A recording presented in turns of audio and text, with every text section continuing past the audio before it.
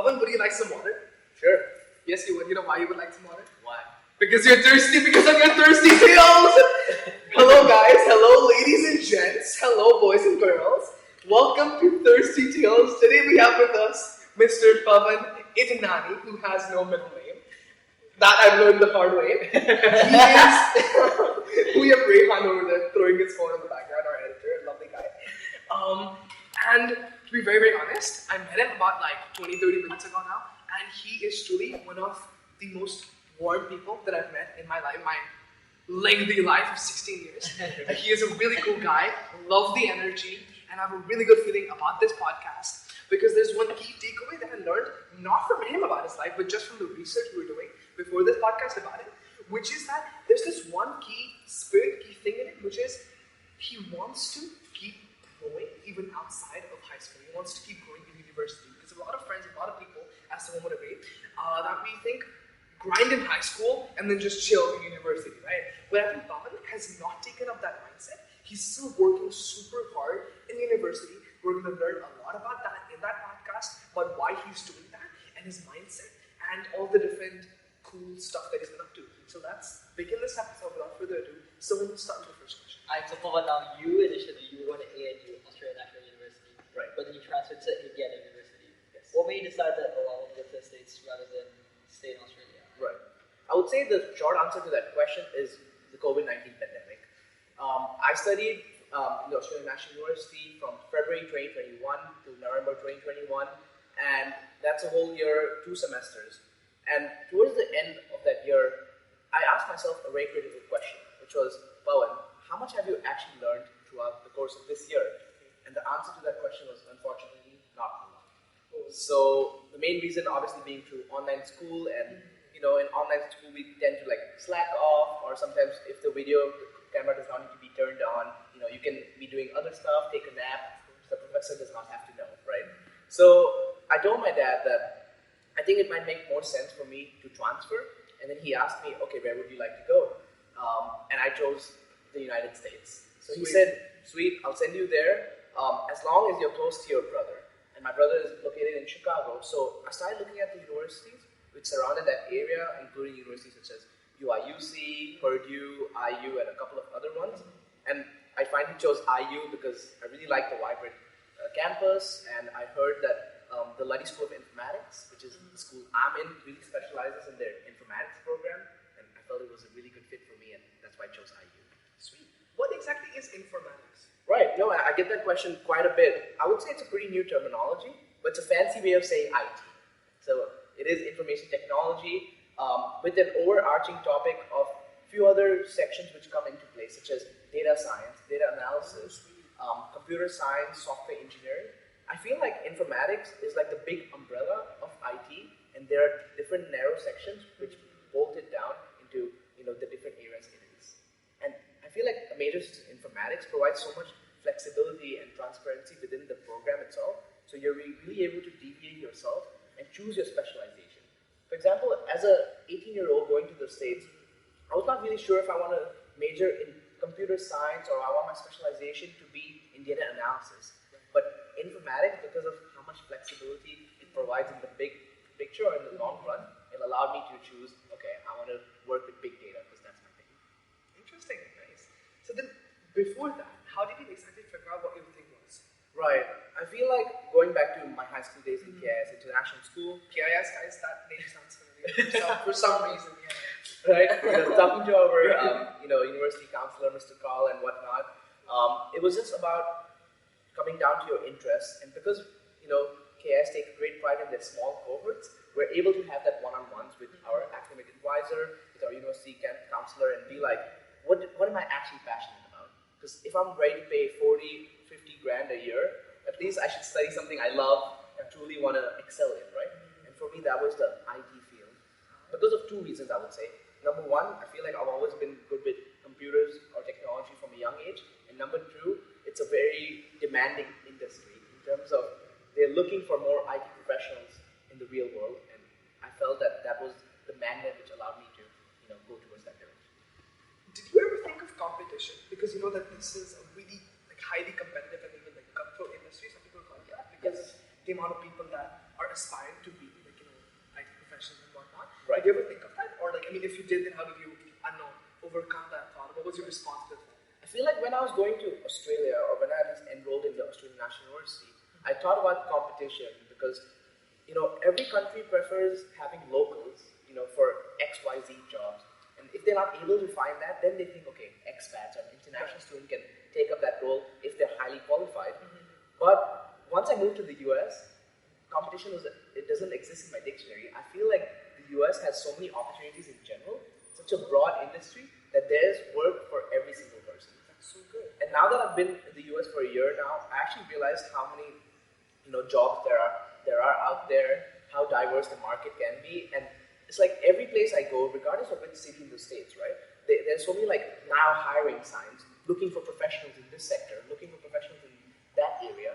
So that just highlights how much opportunity there are for young people like us. That's pretty cool. I just have one question about universities, like in general, Yeah. because I know that some people have like this sort of notion that wherever they are doing abroad, like from the country they are, Right. they should probably aspire to get into like some of the top tier universities. Yes. And if they're not getting into those, then probably just stay where they are, like stay at home. Yeah. Do you think in the context of the US, like for example, some people that like apply to MIT like, for this thing or Stanford, Harvard, whatever, Right. and they unfortunately don't get into these. Should they like just stay home, like stay where they are and just study there, or they should go to like some like really famous, really amazingly good universities, but not as famous? Right. I would say like if someone does not get accepted by MIT or one of those Ivy Leagues that you mentioned, they shouldn't feel discouraged because the acceptance rate of these universities are very, very low. Yeah, it's like 4%. Yeah, it's like very low. So I would say that as long as you're applying to a Big Ten university, or even if it's not Big Ten, finally, why do you go to university? To get a degree. And what is a degree? A piece of paper. It's not about what you learn, it's about how you actually apply that, right? And once again, I keep on telling Soham as well, like on a weekly basis, it's not what you know, it's who you know. Yeah. And I feel like if you're a person who's outgoing and you actually, care and put an effort, you can make connections regardless of which place you're in. Sweet. So, coming back to your question about staying in your home country or going abroad, that's irrelevant to me. As long as you are striving in the place you are and you're happy, then you should keep on going. That's pretty awesome. There's one more thing that in social media, which is opportunities. Some people think that in the Ivy Leagues, you have a shed load of opportunities that you should get. That's why you want to go there. Right. But not even there. If you go like a little bit more, like psychology, which are also really good, you have similar, if not more, if not the same, like amount of opportunities as the quality too. Right? Yes. Which is pretty interesting. Yeah, I would say that in a lot of the universities, right, at least in the US, I can't speak for other countries, but there are employers coming almost every week, if not every day. The employers coming from the Big Four, from banks, whatever industry you're interested in, healthcare, nursing, whatever it is, the employers are always coming non-stop. And there are like a lot of career fairs which happen throughout the year, and I highly recommend all young individuals, if they're in university, to attend these career fairs. Because that's when you'll actually go with a portfolio, go with your resume, a physical copy, and you'll have to dress up in either business professional or business casual and talk to employers. And I guess my main recommendation for career fairs in general is that have a good elevator pitch. And what I mean by this is like have a good 45 seconds to a minute long introduction of your name, major, where you're from, and what kind of roles you're looking for. Or maybe a particular project that you're interested in working at if you were to join that company. So there's a lot of research that goes on prior to a career fair. Absolutely nice. You mentioned one thing which is like networking and getting to know people, building connections, because Soham has once said that network is your own network. Right. Yeah, that's like Tom's like That's signature Pavan's- quote. Like that's what that's he a very said. good Yeah, network is your network, right? Yes. So that's pretty awesome. So do you have any tips like for networking? Go about doing that, like building connections, or Well, there's no simple way to like do it or say this, but you just have to put yourself out there. I know it can seem very daunting at first, especially international student going all the way to a different culture, different environment. You might feel discouraged to put yourself out there. But once you get the ball rolling, from there on, it will only give dividends back to you. So the first time you try to put yourself out there and you introduce yourself to a couple of professionals in the field, or also just other youngsters around you, it might backfire, or they might not like something. They might not be like, what Pavan said was not right. I don't think so. I want to hang around with him. that's completely fine. You're just testing the water at this point. And if you go to like almost any states in the US or, I'm at a Big Ten university, Indiana University, right? We have 50,000 students. The mindset, that's massive. The mindset I use is, okay, if I didn't have a really good conversation with X person or they're not, really bonding well with me, that's okay because I'll just move on to the next. Right, of course. I actually make it a point at Indiana University to never have lunch with the same person every day. I try to rotate. And the way I do this is I just go up to people in the cafeteria and introduce myself. Hi, I'm Pavan Idnani. May I sit down with you for a meal? And 99% of the chance they'll always say yes. And would you overcome that 1% of people who are like not nice? Because sometimes it sucks, when people are not like, because right now we're living in a certain environment in Thailand where we're sort of like sheltered, sort of protected from like the real world. Like if someone is not nice to you, you can automatically go to a counselor. You probably tell you, like it hurts right inside. Like suppose you would go up to someone, you're nice to them, you will speak to them, but they're not nice back to you. But how do you sort of overcome that? Is that the mindset? Is that just the like? There's so many other people. What is that in you? I won't bullshit with you guys. There are shitty people everywhere, right? Like there can be people who will not be nice or their intentions are not as clean or as good as yours are. So I think it's just a way of like, even if they say no or they act a little weird or unusual towards you, you gotta respect their space and their privacy. If they say no, I'm actually waiting on a friend or I would rather not want you to join me, that's completely fine. Don't take that too hard. Just be like, that's okay. That person has something going on. They might actually be dealing with something that you have no idea of. For example, Eminem, right? When he introduced himself in the rap industry, people did not know what he was going through. All they saw was, oh, this is a white person trying to, be part of this predominantly black culture, rap music. But did he take that too hard? No. He just kept on going, doing his thing, and once again, a big believer, a follower of Eminem as well. Pretty awesome. One question that links closely to what that was asked before. I feel like you're a really naturally optimistic person, just from like what I've got in this brief conversation. Yeah, I try to be. Right. Yeah, and try to be like, how do you try that? Like, how do you try it? And why do you try it? And is there something you do like? Again, tips. Yes. For being optimistic. I would say it all started because of the values that my parents have instilled in me. Like they have always said that no matter what happens, all is well or all good, right? And all is well. Exactly. All is good. Connect that one thing, man. Yeah. So like they always tell me, what is the worst that can happen? You go for this interview and you don't get the job. So what? Okay. It's not the end of the world. You move on to the next, or you ask someone out for coffee and they say no. That doesn't mean anything in the long run, right?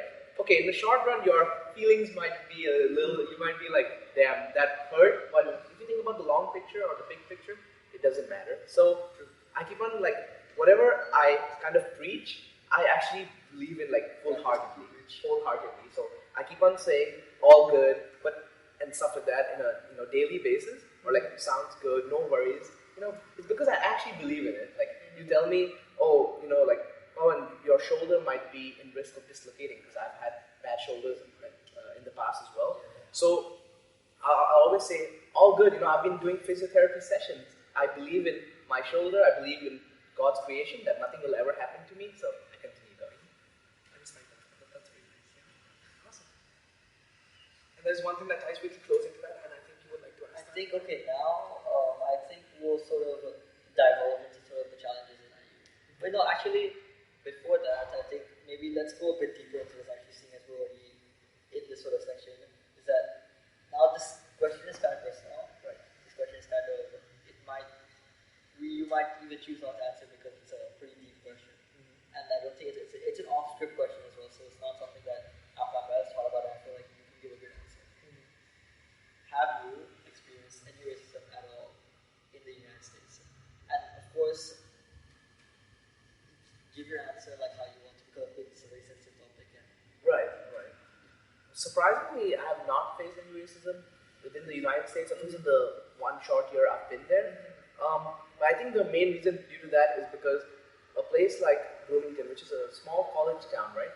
These are really like well-educated people, people from well-to-do families coming all over the world to this one centralized place. So they have really modern thinking and modern mindset. So I've been very fortunate in the way not to have faced any racism at all.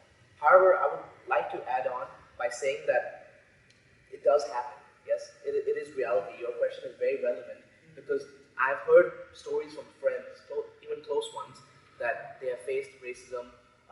For example, I have a really close Punjabi friend, and they felt that why is he wearing something on his head? Obviously, they're referring to his turban, right? And that's a very sacred thing for them, or for Punjabis in general. So they were like, they tried to like knock it off his head. He was like, guys, don't do that. Like first, it just started off as a joke, but then it went to the next length, and once they actually hit his turban off and his hair came falling down and everything, he got really mad, and then he obviously started defending himself by taking physical action. Was it the right thing to do? I'm not one to comment on that, but once you like deal with religion or culture in general, Khabib, who I'm a big follower of in the UFC, Khabib always says you can't talk about things like religion, you can't talk about customs and rituals if they are not part of your culture, at least not in the open. If you want to talk about them behind closed doors and you want to understand from a friend's perspective more about their religion, such as Sikhism or Islam, and I want to understand more, I will ask them in person. But you can't talk about religion in front of so many people. There's just something which you, even if you want to comment on it, it's better to keep it in the dark. Yeah, like we're not gonna, I think in this podcast, as much as we like to dive into entrepreneurship, a lot of them talk about religion is something that we've even had we've had a few episodes before where we could have easily dived into religion, whether that be Omar's episode or I think it was Omar's episode mainly, where we had that point where we could have easily gone into religion. Right. But we decided that it was really funny because it was up to the night before we were recording. I remember it was a Tuesday night and we were recording on Wednesday, and Omar called us and he's like, "Yo man, we've done all the research, we've looked at all of this, but do I really want to be talking about my religion, my customs, in front of hundreds or almost 1,000 other people, right? And it's like, what is this purpose? He could offend so many other people, he could offend his own people, right? And so in the end of the day, we decided, we paid for the studio, we had that plan, but we decided, let's move it up 1 week, and we changed around the episode. The episode that we were supposed to have is very different. So if you want to go back to the second episode, and you'll see how the episode is very different. And also, when we did the episode, we had Rehan do a lot of editing behind the scenes for that episode because we wanted to make sure that we don't touch topics that we shouldn't talk about. Right. And so I think that kind of moving on from this topic, I think we'll talk more about Indiana University. Yeah. Now, what were your challenges in Indiana University? Talk about anything, your experiences, the weather. Let's dive into challenges in Indiana University. Talk about because you're from Thailand, just challenges. Yes. So starting off, the big one was I came in at an unusual time. Most people go into the fall intake around August time, right? But I went in January. Indiana, right? That's what we're talking about? Yeah. Okay. So a transfer in January. January, when it was super cold, I landed in Chicago O'Hare International Airport. It was like minus 15 or something that day. It was Celsius. Yeah, in Celsius degrees. It was super cold, and I didn't have a proper jacket or a coat. I was just in a hoodie, wearing white shoes, and I was like, where have I come? This is way too cold for me. I called a taxi, went to my hotel, and then the next day I took the Greyhound bus to Bloomington. Because once again, Bloomington doesn't have their own airport or anything. You always have to go there by road. So my first ever Greyhound bus route as well, travel to IU, someone at the back of the bus tried to sell me drugs. And their first impression of that thing was the worst thing in the world, dude. Yeah. Oh my god, okay. A very scared, individual going to a whole other country, a whole other culture, and this is the first encounter I had with someone in the US. They try to, do this. But we got past that. I finally reached to IU, and I realized that I forgot my passport in the Uber that I took from the Greyhound station to my dorm. Oh, passport. Okay. Forgot my passport. My one-way ticket to come back to Thailand, to come back to home. Forgot my passport. Okay. Started panicking, called the Uber company, tried to get in touch with my driver. His phone was switched off. Started panicking even more. I was telling people in my accommodation that, hey, listen, if you get a phone call from this company or from this phone number, please get back to me, because I didn't even have a SIM card back then, so I was relying on their phones and whatever services they had provided for me. But long story short, later that evening, the Uber driver came back and he gave me back my passport and everything was the way it was. So very trustworthy, really lucky. We could make a film out of that story. That's so up and down. Where's the drug? Okay, finally again. Yeah, that's fine. Right. Bus dropped. So like, finally again, nothing. Forgot the passport.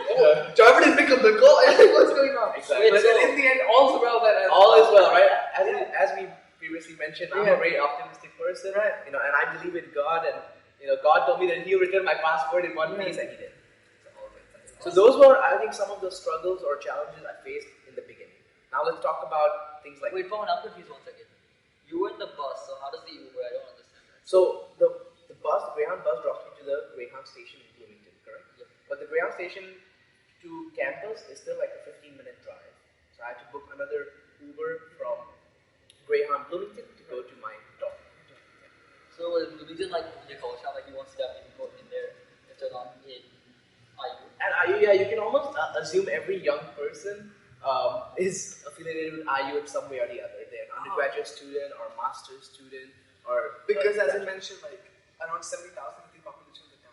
yes, And 50,000 are students. Yeah, students. So like, everyone. You're like, hey, I saw you there, and now you're eating at this place. Exactly. And that is also teachers, right, as well, staff. Right.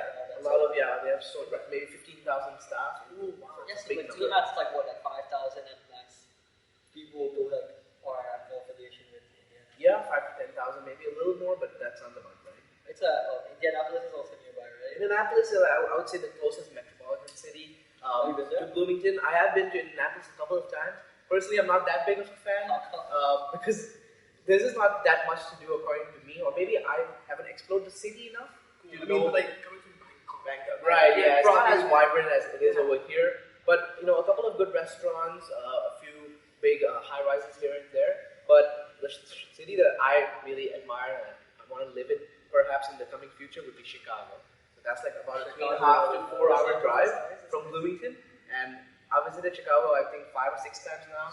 I love the city, the downtown, the central business district is the place to be. That's the place to be, man. There's one thing that I would like to ask you though, which is, was it a bit scary when you got there? Because of course it's a completely different environment. Probably Yes. your first time going to Indiana or like to even the US. Second time in the US, first time in Indiana. Indiana, right? But then it would be very different. Like even I know getting a Greyhound bus. Like over here we have the BDS, the BRT, Right. we know all that stuff. But then over there we're like, okay, this stuff I gotta figure it out.